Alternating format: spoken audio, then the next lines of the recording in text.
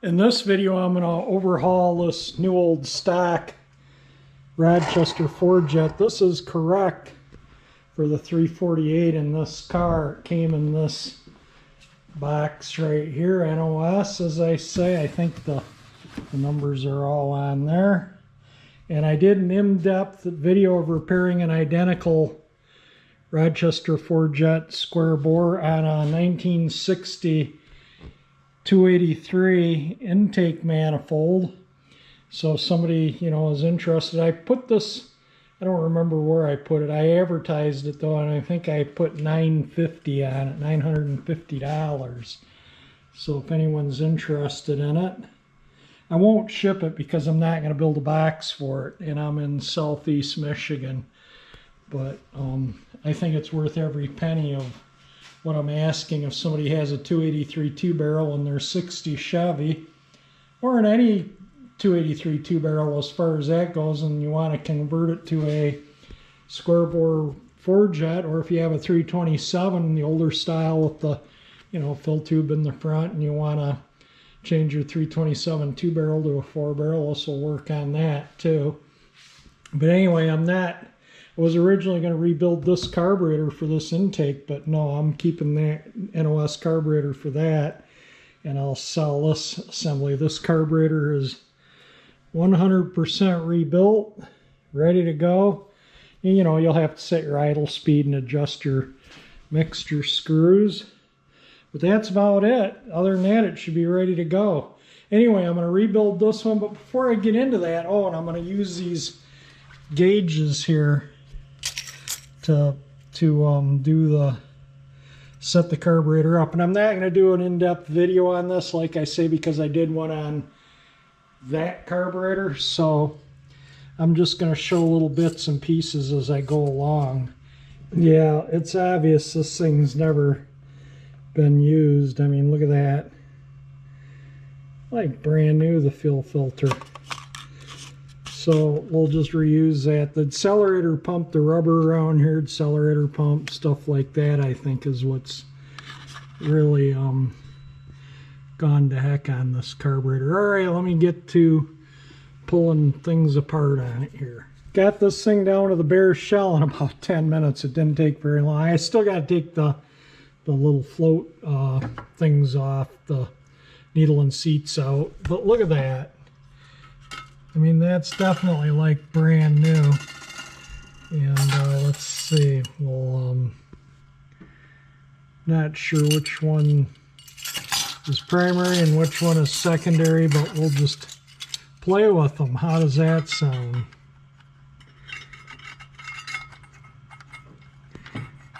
Well, that floats right on the money if that's the one. There's two different sizes here, I think, depending if you have springs or not, or the secondaries. That one fits that one just perfect, and the other one fits, that one's a little tight there. So this one fits here. This is the primary. That one fits it perfectly. And this is the other one, and that one fits the secondary perfectly, but is loose on the primary by a little bit. So those floats are probably set correctly. But look at all this stuff. It's, other than crud, dirt and crud from sitting on the shelf, look at the inside of the float bowls and the floats and everything's like new. These are cruddy from probably sitting around, in the shelf and stuff, but it looks like it. I tried to clean it up. The primary ones are hard to read, but it looks like they're 65, the jets. I'm just, just from... Anyway, that's kind of what they look like to me, the primaries. The secondaries are clear, and they're 76. But that looks like... It's really hard for me to tell. I'd have to take a little gauge through the jet and see the diameter. But they're going back in. I think they're correct. The power valve, which is, all this stuff is spotless. The accelerator pump, I'm going to put back in because it's a metal one. The ethanol won't affect it, and it's got a leather. Look at that. That leather is like brand new still. Nothing wrong with that. So this accelerator pump will outlast any of those rubber ones with plastic in the ethanol. So I'll clean this up, and I got the new rubber bit for the top of the float bowl. But that pump is absolutely nothing wrong with it. So that's going back in the carburetor. Like I say, it's got the metal. You're not going to find anything quality of this nowadays, you know, with all the cheap plastic injection molding and stuff. You're not going to find one of these. And anyway, yeah, so that needs a little cleaning, but you can see the plating on this carburetor from the factory is like in really nice shape. So that's just going to get a quick parts washing. All these are just going to get a quick parts washing. There's nothing that really needs soaking. So I'll just give everything a quick cleanup, and then I'll do the adjustments, and I'll throw it back together, and I'll show you how, you know, set things up. Even these things are nice and free. They need a little cleaning too. Oh, and the secondary butterflies, you can see it has what looks like surface rust, but look at that. Just wipes right off with my finger. So that'll all clean up nice. You can see my fingertips are dirty now, but that will clean off in the parts washer. Yeah, I'm really pleased. This thing is brand new, like I thought it was. I don't think it's ever been installed on an engine, and we're gonna give it a quickie cleanup and throw it back together. I mean, even the gaskets are probably reusable, but seeing I got a kit there, I'm gonna put new on it, and so, you know, we don't have any issues with it if I go to use it on the Bel Air. I have not seen this in a long time. This goes down in here. This is the needle in the seat, and you can see down inside there, I think. But look at the seat's just like a rubber, flat rubber on the end. It's kind of wobbly in there. I don't know if it'll fall out. I think it will if I tap it enough. I haven't seen one of these in a long time. Anyway, let me see if I can pop that out. Hang on. Yeah, I can't get it out, and I'm not going to destroy it because I don't see anything wrong with these. That's the primary one and the secondary one, and I think they're perfectly good, although the kit comes with new ones, so we'll put new one in. Seeing it's rubber, it feels like plastic, but originally it was rubber. So anyway, there's the gaskets good there too. I'll save those gaskets, so if I ever tear one and need it, I got it. That was the screw out of the hidden hole there. That was a quick wash up in the parts washer. You can see this thing cleaned up nice. It's still got the parts washer fluid on it because I'm going to blow out all the passages with gum out and blow it out with compressed air. Make sure everything's clear, and then I'll start putting it back together. The secondary float has some dents in it, right there and right there, but the float doesn't sink. I actually put a clamp with them that I have with the magnet and stuck them in below the fluid level in the power washer tank, and you know, the parts washer, I should say, and I shook them when I took them out, and I don't hear anything in it. All I got left in the parts washers, some of the fasteners there, and carburetors all cleaned up. Didn't take much at all to clean it. Don't forget your check ball and your little spring. Some carburetors have a little screen in there with a clip that holds it in, and then they have a little, you'll see if they do use that screen, they'll see a little hole in the bottom of the bore for the accelerator pump, and a check ball goes in that too. And this one doesn't have it. Some carburetors have it, some don't. It depends on the float depth. You know, this gets its fuel in from the side there, and some of them get their fuel in from there. This one doesn't use a check ball here, but they all use a check ball here, so don't forget that. And remember to save your old one to get the right size for in here. And this one's usually a little bit smaller check ball. Have the float bowl assembly here with the throttle body and everything all together. Tell you what, this throttle body just looks amazingly nice. Absolutely no slop in it. It's really a nice carburetor. I got to clean up the shaft here yet because I'm reusing this. There's nothing wrong with this plunger or anything on this accelerator pump. It's in good shape. These usually you soak them in something before you put them in. They're leather, but I'm not going to be using this carburetor right away anytime soon, so I'm not going to put anything on it. I'm just going to put it in dry, and then if I ever use it, just crank the car to get gas in the float bowl and let it sit for a few minutes or overnight or whatever. Anyway, I'm not going to horse with putting anything on that whatsoever. I'm just going to clean this up and put it back in. But in the meantime, it is time to, guess I spread that out a little too much there. There we go. I can hear it actually moving the check ball and working that squirt fuel. So if I put fuel in there, there's no doubt that would squirt, which I'm not going to do. But anyway, let me get the floats on this upper, which really cleaned up like new. I mean, it is new, so it's just 65 years 64 years or so of crud on it from sitting around on shelves. The carburetor kit came with 2 sets of these check ball stuff here, 2 sets of them, but no top gasket for the float, for the top of the carburetor. But this one, absolutely nothing wrong with it. It's not brittle or anything, I don't want to kink it, but that's going back on. There's nothing wrong with it, so I'm going to reuse it.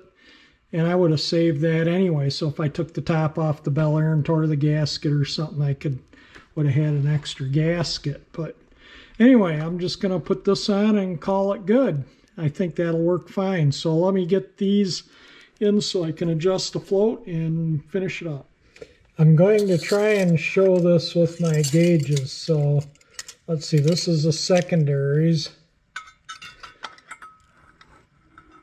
And that just barely touches down on the float. So I think that's pretty good. I'm not going to hassle with it. Actually, if I went with the spec on that piece of paper, this piece of paper here, like I used on the other 4-barrel with those springs that this thing uses right here, the float levels are slightly deeper. This is 47/64, and the float level spec in that is in 30 seconds, and it's like maybe a 32nd of an inch or so deeper. I guess I can adjust that just because it seems like it's loose on that one and tight on that one a little. There we go. And then this is the primary.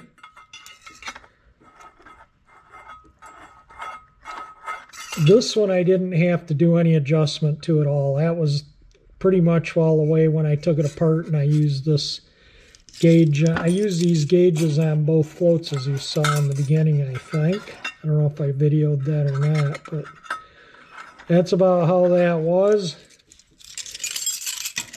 And this is about how this one was. And like I say, this one, the secondary, this is the primary, secondary.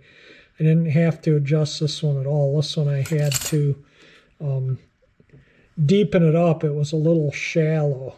So the float was up like that, and I needed to put it, the further you put it towards the gasket, the deeper the float gets. And like I say, I'm reusing this because it's better than the new stuff that you can buy. So, and there's nothing wrong with that. That leather feels like brand new. The leather will last forever, even with the ethanol. I mean, and then aluminum here instead of plastic. Yeah, that accelerator pump, if it ever goes bad, I'll just put a new leather or rubber one on it. But I think this thing's ready to put the top on and button up the carburetor. Oh, I forgot to show you the float depth. So there's another gauge on here. right here, and you turn the carburetor this way, and then you measure between the gasket and the float. See how it's, I don't know if you can see that or not, but anyway, they're all 4 right on the money. So the carburetor tools worked out pretty good on this carburetor.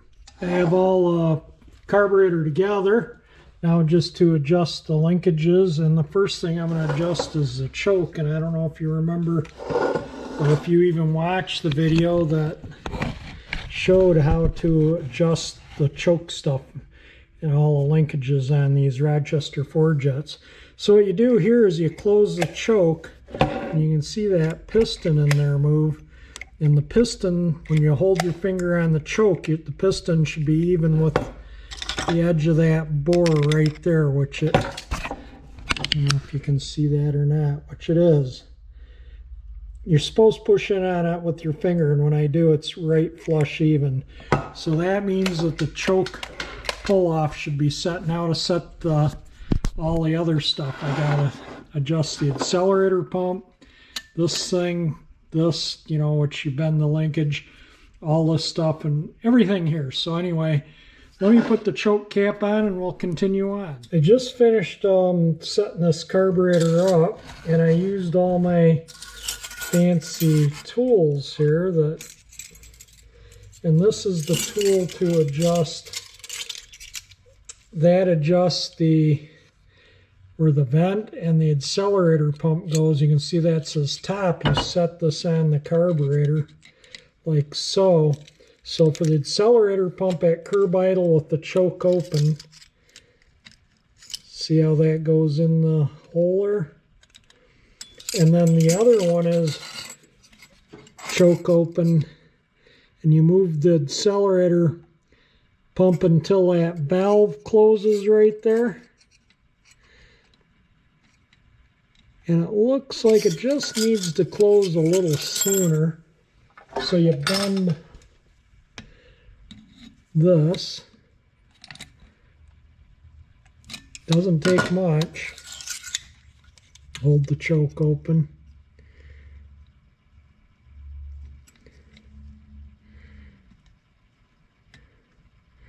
The vent is just opening right there. So it's closed there, open there. So that's close enough. So that is set. And then there's an adjustment for the choke pull off on the second step of the fast idle cam. Let me see if I can get this camera set up here a little better for you. So there's little steps on this cam, and when you set the choke, that's the highest step. So there's a spec for the opening, and this is to measure it. You can use a drill bit. It's about 1/16 of an inch.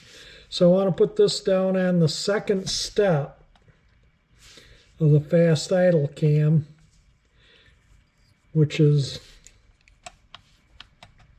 right there. There.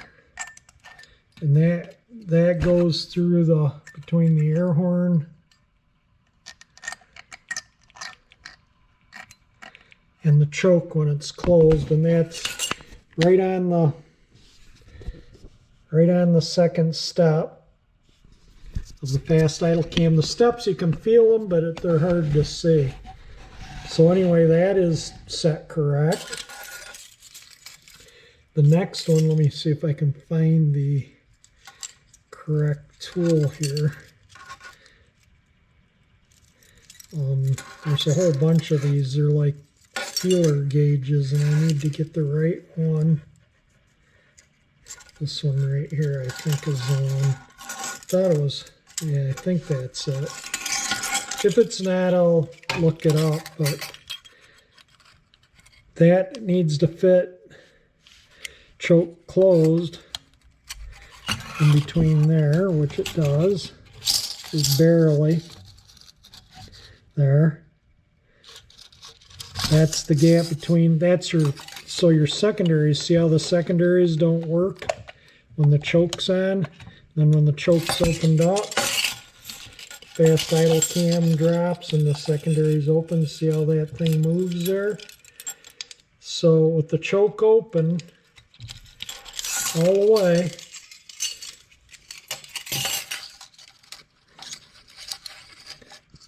and that fits nicely in there.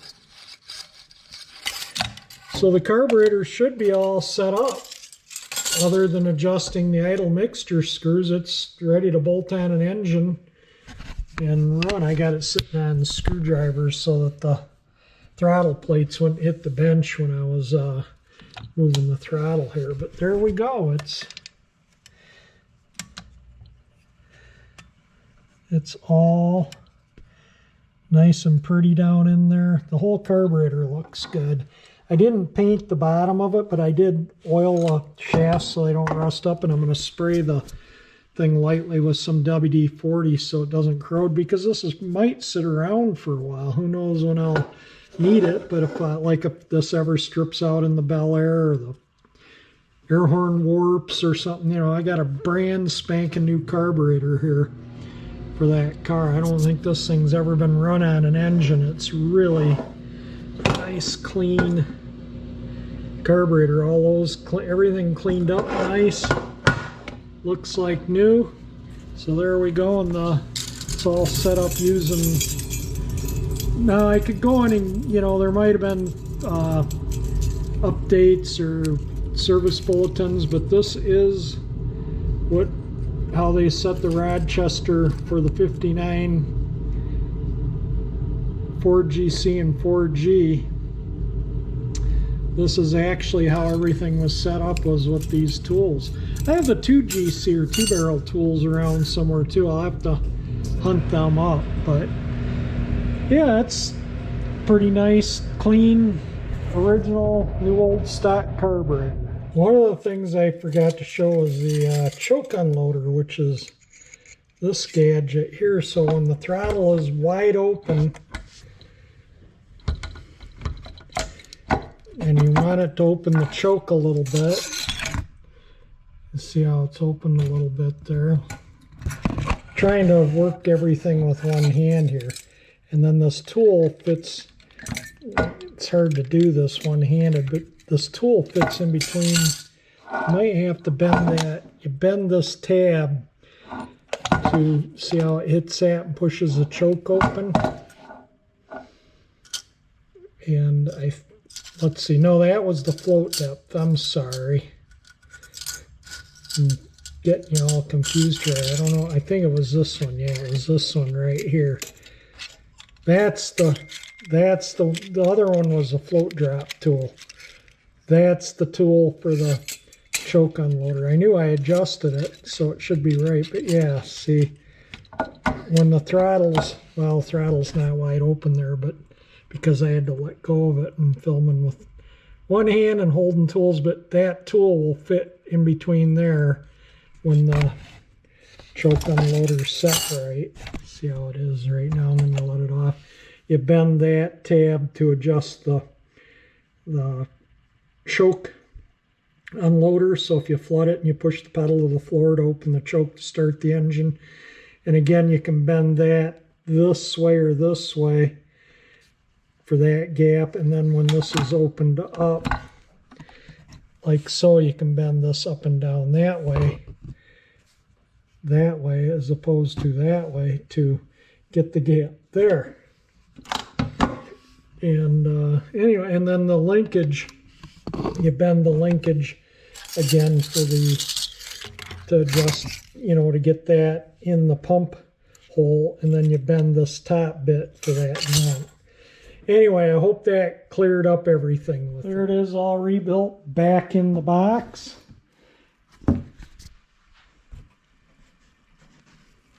Oops, the other flap goes over first.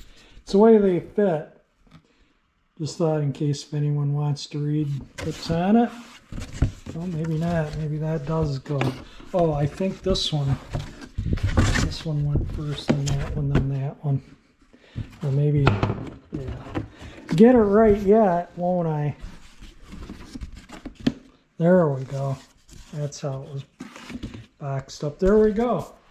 An extra carburetor for the Bel Air. I'll end the video here. I got a few more videos coming up. I got, like I say, 2 chainsaws to repair over there. I got 2 fans up in the attic, and I got a Muncie 318 3-speed there that needs a new synchronizer clutch in it. And I have all the parts, the gasket, the seal kit, the tail shaft bushing, the synchronizer clutch.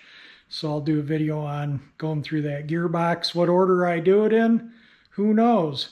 But anyway, I'm going to end the video here. If you enjoyed it, definitely hit the like button. It helps. Again, this was an abbreviated rebuild on that Rochester Ford GC or Ford Jet. And I'll put a link to the one of the really long 2-hour thorough rebuild. This one took me about 2 hours from start to finish, but you know, it was pretty clean and it didn't require soaking overnight or anything. It's just a nice clean carburetor, and it probably could have done it less time if I didn't. Videoing always adds a little bit of time, but I enjoy doing it. So anyway, hit the like button or the thumbs up. It helps. Definitely helps me.